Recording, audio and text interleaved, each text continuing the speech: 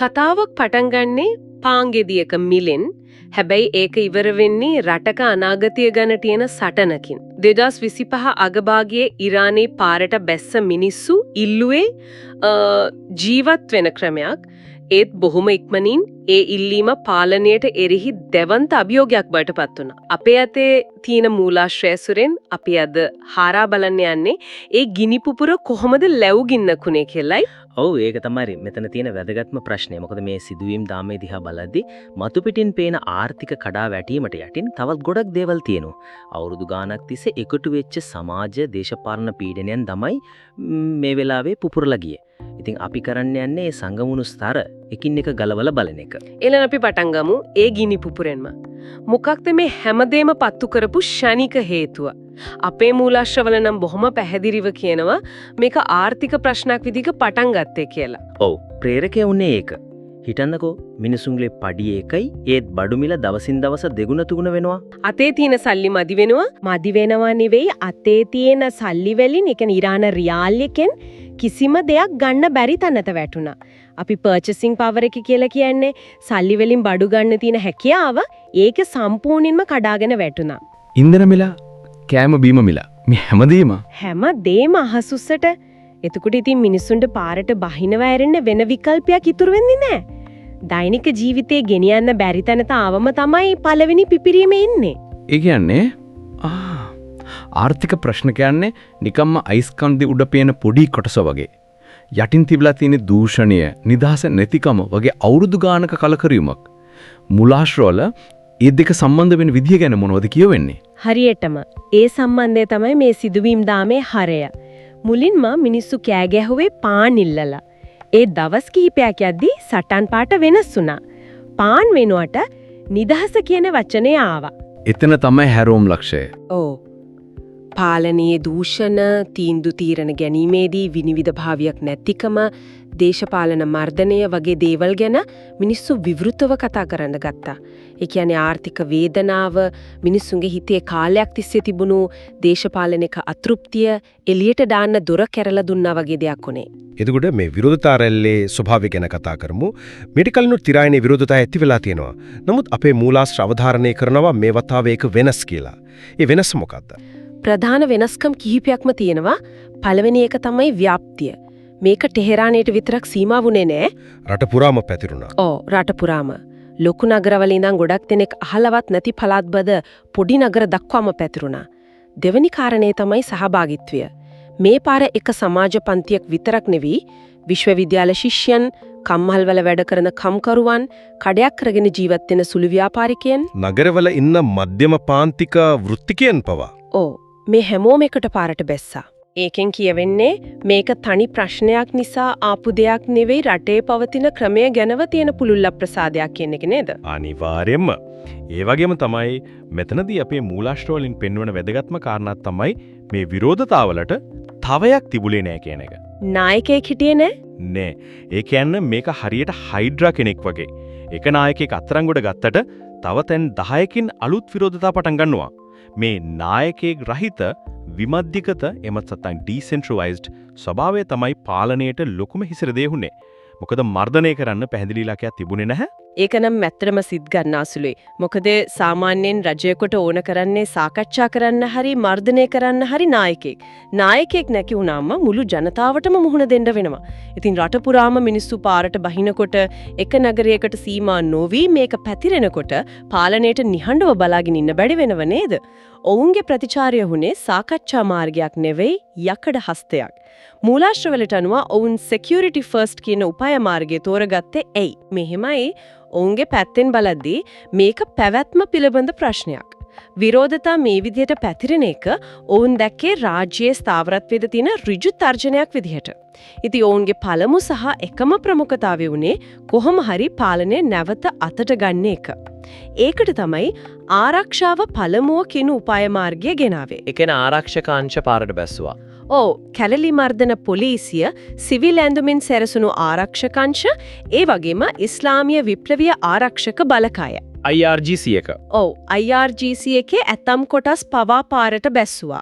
ඒ කියන්නේ මර්ධනය ඊටාම සංවිධානාත්මකව දියත් කළා. විශාල අත්අඩංගුවට ගැනීම සිද්ධ වුණා කියලා සඳහන් වෙනවා. ඔව් විශාල වශයෙන් විරෝධතාකරුවන් විතරක් නෙවෙයි සිවිල් ක්‍රියාකාරීන් මාධ්‍යවේදීන් නීතිඥයන් පවා ඉලක්ක වුණා. බලය පාවිච්චි කරලා සෙනග විසිරුවා හැරියා මහජන රැස්වීම් සම්පූර්ණයෙන්ම තහනම් කළා. ඒක සම්පූර්ණ මර්ධනකාරී මෙහෙයුමක්. හැබැයි මේ හැම දෙයකම වඩා පාවිච්චි කරපු බලවත්ම අව්‍යාක් තිබුණා. මට හිතා ගන්න පුළුවන් අන්තර්ජාලය මට මේ මූලාශ්‍රවල තියෙන පුදුමම හිතෙන දෙයක් තමයි මේ අන්තර්ජාලයේ විසන්ධි කිරීමේ උපක්‍රමය. ඒක නිකම්ම තොරතුරු පාලනයක් නෙවෙයි. ඒක 21 වෙනි සියවසේදී මුළු රටක්ම අඳුරේ තියෙනවා වගේ වැඩක්. ඒකේ ඇත්තටම තිබුණු අරමුණු මොනවද? ඒක බහුවිධ අරමුණු සහිත ඊටාම සූක්ෂම උපක්‍රමයක්. මතු පිටින් බලන කෙනෙකුට පේන්නේ වුන් කිව්වා වගේ ජාතික ආරක්ෂාව වෙනුවෙන් කළා කියලා. නමුත් විවේචකයන් සහ අපේ මූලාශ්‍ර පෙන්වා දෙන විදිහට මෙහි ගැඹුරු අරමුණු තුනක් තිබුණා. පළවෙනි එක විරෝධතාකරුවන් අතර සංනිවේදනය නවත්තන එක.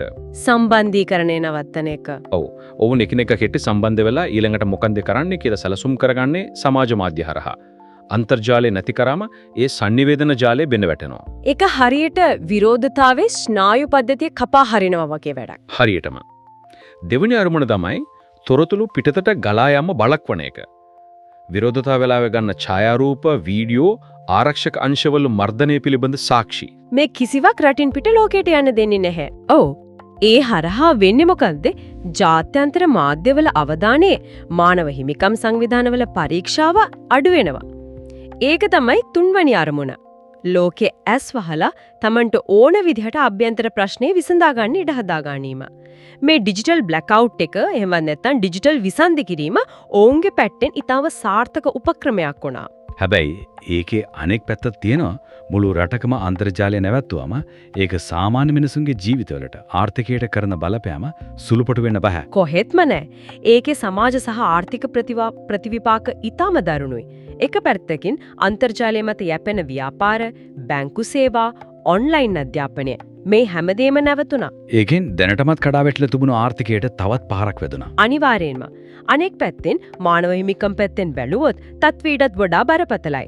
අත්අඩංගුවට ගත්ත තමන්ගේ දරුවට, සහෝදරයට, සැමියාට මොකද වුනේ කියලා දැනගන්නවත් ක්‍රමයක් නැතුව පවුල්වල අය අසරණ වුණා.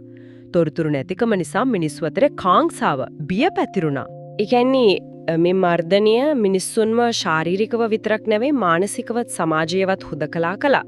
රජය සහ ජනතාව අතර පරතරය තවත් වැඩි වෙන්න ඇති. අනිවාර්යයෙන්ම. ඒ පරතරයේ අවිශ්වාසය තමයි මේ වගේ සිදුවීම් වලින් ඉතිරි වෙන ගෙබුරුම තුවාලය. මානව හිමිකම් සංවිධාන දිගින් දිගටම අනතුරු ඇඟිව්වා.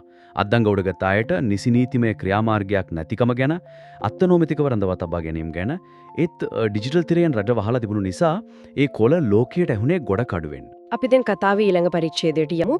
ලෝකයේ මේ දිහා බලාගෙන හිටියේ කොහොමද? රට ඇතුලේ මේ දේවල් වෙද්දී ජාත්‍යන්තර ප්‍රතිචාරය මොන වගේද? මෙතනදී එකිනෙකට හාත්පසින්ම යන සාක්ෂාන දෙකක් ගැටෙන බව අපි මූලාශ්‍රවල පේනවා. ඒක තමයි භූදේශපාලනික යථාර්ථය. එක පැත්තකින් බටහිර රටවල් එක්සත් ජාතීන්ගේ සංවිධානයේ ජාත්‍යන්තර මානව හිමිකම් කණ්ඩායම් මේ මර්ධනය දැඩිව හෙලා දැක්කා.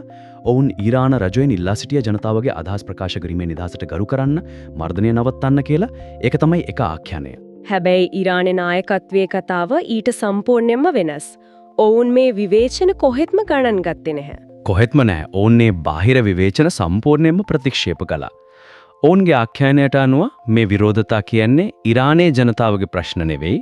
මේවා පිටරට ඉන්න සතුරන්ගේ විශේෂයෙන්ම බටහිර බලවේගවල කුමන්ත්‍රණයක් රට. රට අස්ථාවර කරන්න කරන උත්සාහයක් විදිහක. ඔව්.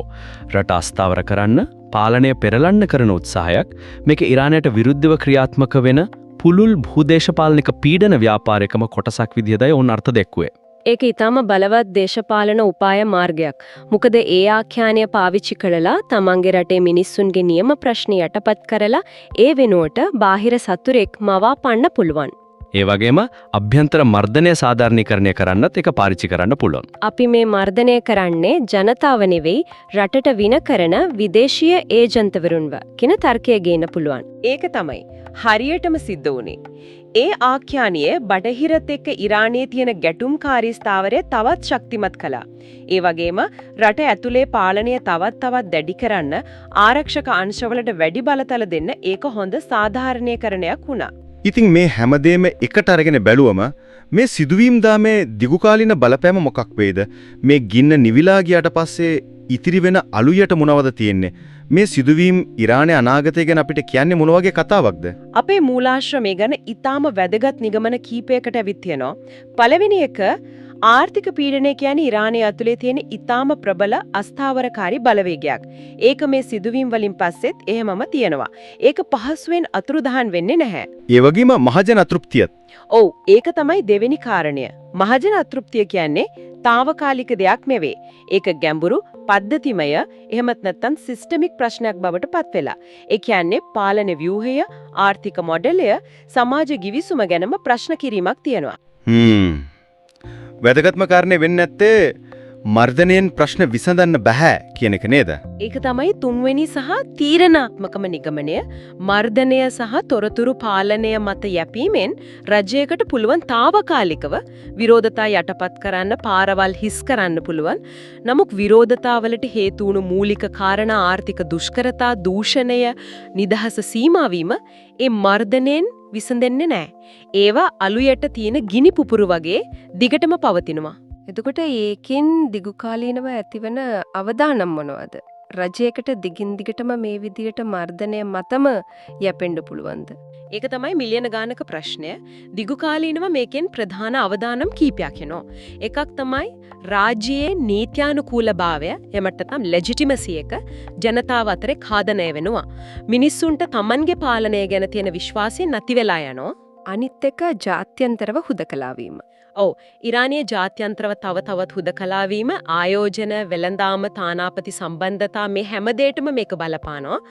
තුන්වෙනි එක තමයි රට ඇතුළේම ප්‍රතිසංස්කරණ අවශ්‍යයි කියන කතිකාවත තවත් වේගවත් වීම. පාලනයේ ඇතුළේම ඉන්න ඇතැම් පාර්ශව වලට උන තේරෙනවා මේ විදිහට දිගටම යන්න බෑ කියලා. මේ සාධක තමයි ඉරානයේ ඊළඟ දශකයේ තීරණය කරන්නේ.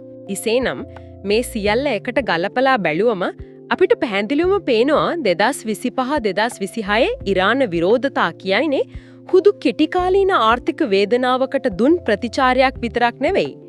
ඒක අවුරුදු ගාණක් තිස්සේ එකතු වෙච්ච ගැඹුරු ව්‍යුහාත්මක, දේශපාලනික සහ සමාජීය ආතතීන්ගේ ප්‍රබල පිපිරීමක්.